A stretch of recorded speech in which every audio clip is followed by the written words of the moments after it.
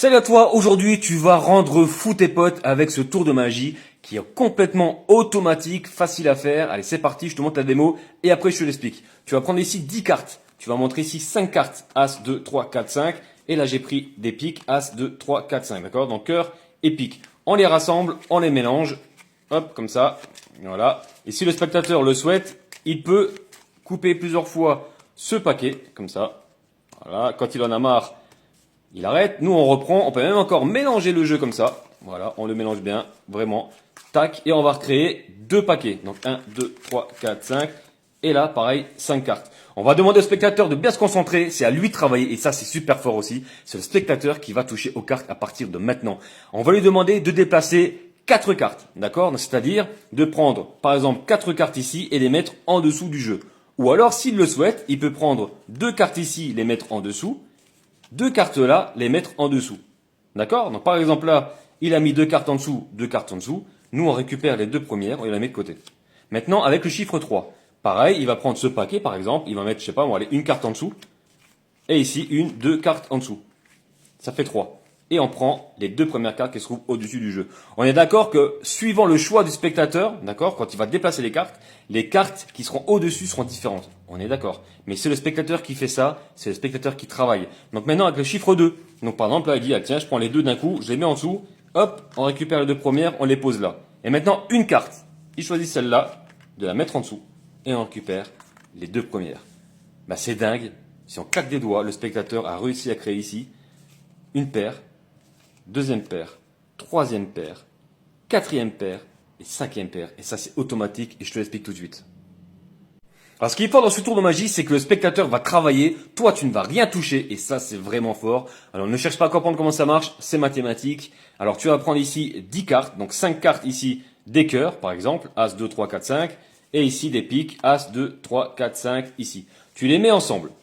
Alors, ce que tu vas faire, tu vas mélanger. Mais tu vas pas les mélanger comme on fait d'habitude. Tu vas, en fin de compte, couper le jeu en deux. À chaque fois quand tu mélanges. D'accord? Donc, tu viens, tu coupes en deux. Comme ça. Voilà. Et là, tu dis au spectateur que tu mélanges. Mais tu mélanges pas. En fin de compte, tu coupes le paquet en deux. Tu le poses sur la table. Et là, tu demandes au spectateur de lui aussi couper plusieurs fois. Donc là, il coupe autant de fois qu'il le veut. Il n'y a aucun souci. Maintenant, on va lui donner l'impression qu'on va aussi mélanger comme ça. Mais en fin de compte, on va couper. Alors, regarde bien comment que je fais. Je pousse quelques cartes ici, d'accord, vers la main gauche.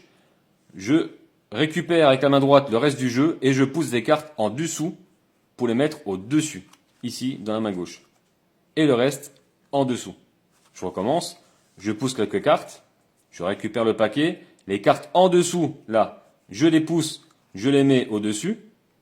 D'accord? Et le reste en dessous. Alors si ça, t'as un peu de mal, no stress. Le fait de déjà mélanger comme ça les cartes et de le faire couper par le spectateur, c'est déjà bien. Tu viens ici maintenant créer deux paquets. Attention, le premier paquet, il faut compter les cartes. 1, 2, 3, 4, 5 et le reste, tu le poses à côté. Bien faire comme je fais, d'accord? Et maintenant, le spectateur va travailler. Tu vas lui expliquer qu'il va déplacer un certain nombre de cartes. On va commencer avec le chiffre 4. Il va prendre, par exemple, le paquet là, tu lui expliques. Il prend par exemple 1, 2, 3, 4 cartes, il les met en dessous. Ou alors 2 ici, 2 là, ou 3, 1, c'est lui qui décide. D'accord? Et précise bien que selon son choix, les cartes du dessus sont vraiment différentes. Allez, c'est parti. Donc le spectateur prend par exemple ce paquet. Donc il fait, je sais pas moi, 3 et 1. Peu importe ce qu'il va décider, ce tour marche. C'est ça qui est dingue. Et ensuite, tu prends les cartes qui se trouvent au-dessus des paquets et tu poses de côté. Maintenant, le chiffre 3.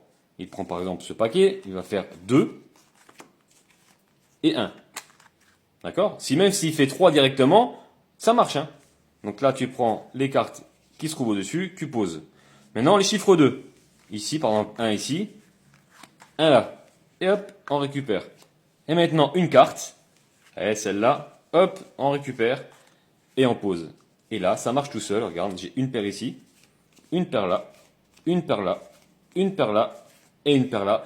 Peu importe le choix des spectateurs, ce tour marche et c'est terrible.